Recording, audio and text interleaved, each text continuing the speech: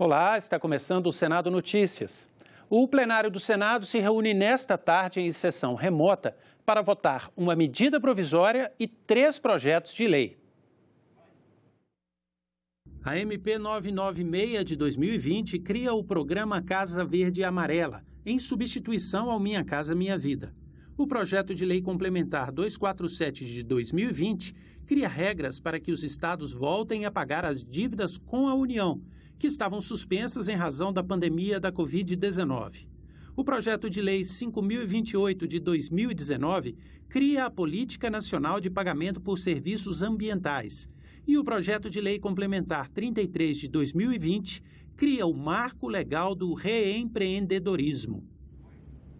Esse último projeto da pauta facilita a recuperação judicial e extrajudicial de micro e pequenas empresas. O texto dá mais liberdade para credores e devedores renegociarem um plano de pagamento, acabando com a imposição legal de parcelas, valores e prazos. A ideia é tornar a negociação de dívidas das micro e pequenas empresas mais simples, rápida e barata. O mesmo se aplica à falência do empreendimento. O texto prioriza alternativas que não envolvam o poder judiciário e cria regras mais simples para quando a justiça tiver de ser acionada, num processo especial menos burocrático, com a possibilidade de comunicação extrajudicial e a entrega de documentação simplificada pelo devedor. Uma outra facilidade consiste na dispensa de publicação em jornais da recuperação. O texto também tem regras para a falência do microempreendimento. Ele cria um procedimento exclusivamente extrajudicial que independa da fiscalização do Poder Judiciário, mas sujeito a registro em órgãos públicos e que permita a liquidação dos ativos por meio de leilão. Hoje em dia já existem regras para micro e pequenas empresas na Lei de Recuperação Judicial e Extrajudicial. No entanto, o autor do projeto, o senador Ângelo Coronel, argumenta que as regras são restritivas e não conseguem atender às particularidades desses empresários. Ele também aponta que, apesar das micro e pequenas empresas representarem quase 99% das sociedades brasileiras e serem responsáveis por quase 54% da renda em trabalho e representarem 27% do PIB, elas não têm estrutura adequada para se recuperarem de crises econômico-financeiras. O programa Jovem Senador traz estudantes de todos os estados para Brasília em novembro, mas neste ano teve que ser adiado por causa do coronavírus. A organização do programa deu então um jeito de ficar mais perto dos estudantes com eventos virtuais que começaram no mês de março. Em fevereiro do ano que vem, as lives devem voltar. O programa Jovem Senador leva 27 estudantes, um de cada estado brasileiro e do Distrito Federal, para vivenciarem o trabalho dos senadores por uma semana no Congresso Nacional. A seleção desses jovens é por meio de um concurso de redação. Porém, este ano, a 10ª edição do concurso foi adiada para 2021, por conta da pandemia. Para não deixar os estudantes desamparados, em março foi realizada a primeira live no Instagram do concurso, que acabou virando um programa semanal, com conteúdo que traz dicas de redação e experiências de ex-participantes. As nossas lives ajudam esses jovens de diferentes formas. Eu acho que a principal forma é estimular a participação no programa. Não há nada como um jovem senador, uma jovem senadora de edições anteriores, compartilharem a experiência. Eles compartilham a experiência de uma maneira muito rica. Bom, falar de jovem senador é falar de protagonismo, de comprometimento, de responsabilidade, de muito amor, cuidado, carinho. As experiências vividas lá são ímpares, são únicas.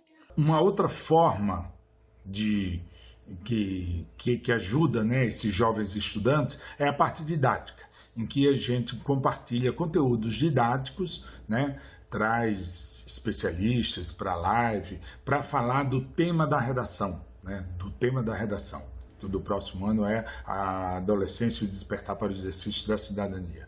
Então, tem dicas de português, dicas de como fazer uma boa redação.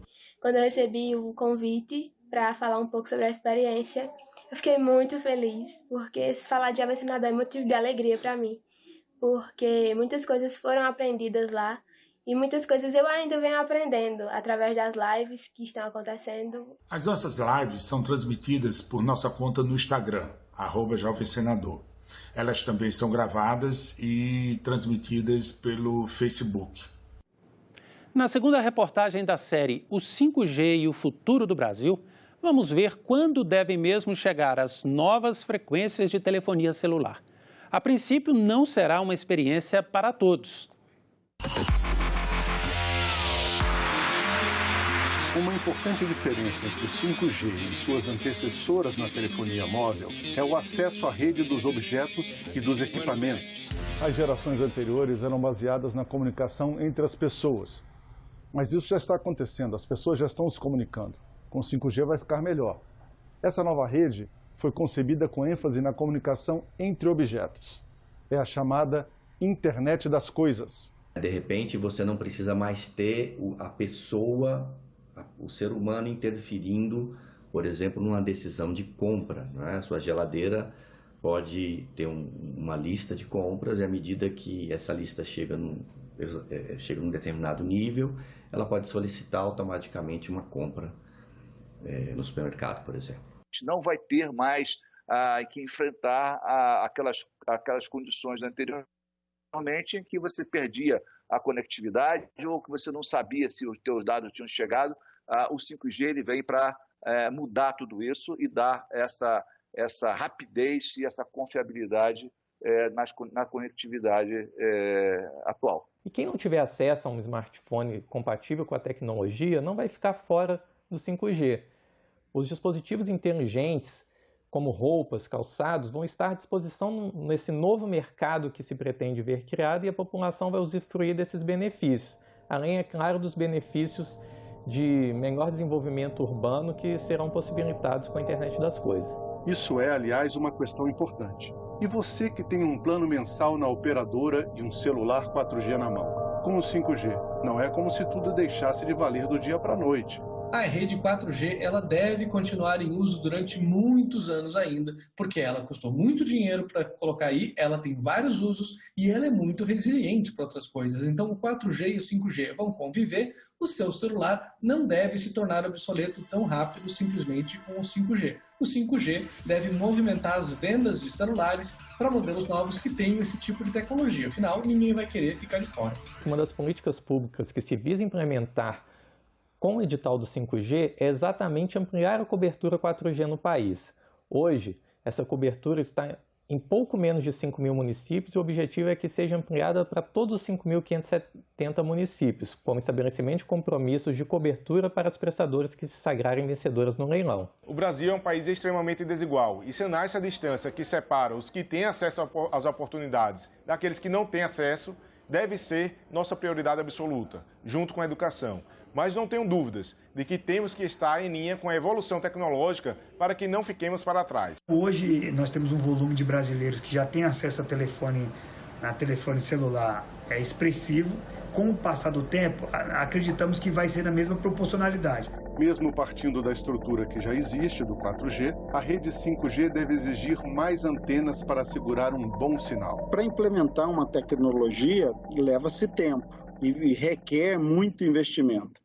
Então, no Brasil não vai ser diferente do que a gente está vendo nos outros países. Você lança, depois, primeiro nas capitais, e depois você vai lançando no interior dos estados. A gente tem que lembrar que o Brasil é um país muito grande, então a gente vai levar alguns anos para cobrir todo o país. Se seu sinal de 4G não é tão bom em alguns lugares, a do 5G vai ser mais difícil ainda, porque você vai precisar de mais antenas e você vai precisar de muito mais conexões dentro de prédios. Essa, sem dúvida nenhuma, é uma dificuldade. Então, quando a gente pensa em cidades inteligentes, ela precisa do 5G, mas para que tenha essa infraestrutura 5G, o investimento é muito maior. Algumas partes da cidade devem ser conectadas a outras. Nessas grandes cidades, a quantidade de antenas adicionais não deve ser muito grande, né? Enquanto que em regiões mais distantes, em regiões mais esparsas, onde a gente não tem uma densidade muito alta de assinantes, aí sim, para que a cobertura seja a mesma, serão necessárias muito mais antenas. Uma dúvida importante na cabeça de todo mundo.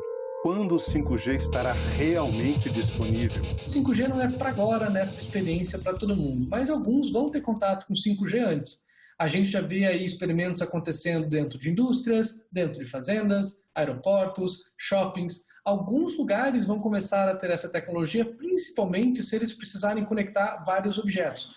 Então nós vamos ter essa ideia do 5G como muradinho e daqui a uns anos a gente vai ter essa experiência como do 4G, que você usa para ver filme, que você usa para acessar a internet. Essas redes, né, que hoje trabalham em compartilhamento de espectro, né, já estarão atualizadas com o espectro adicional, né, e com isso, no final de 2021, a gente já vai ter o 5G em toda a sua plenitude, né, atingindo os limites máximos de velocidade, de tempo de resposta da rede, com os assinantes se beneficiando de todo o potencial dessa tecnologia.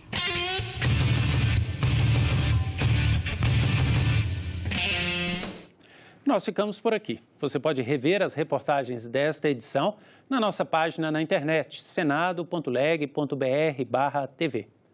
Uma boa tarde e continue sintonizado na TV Senado.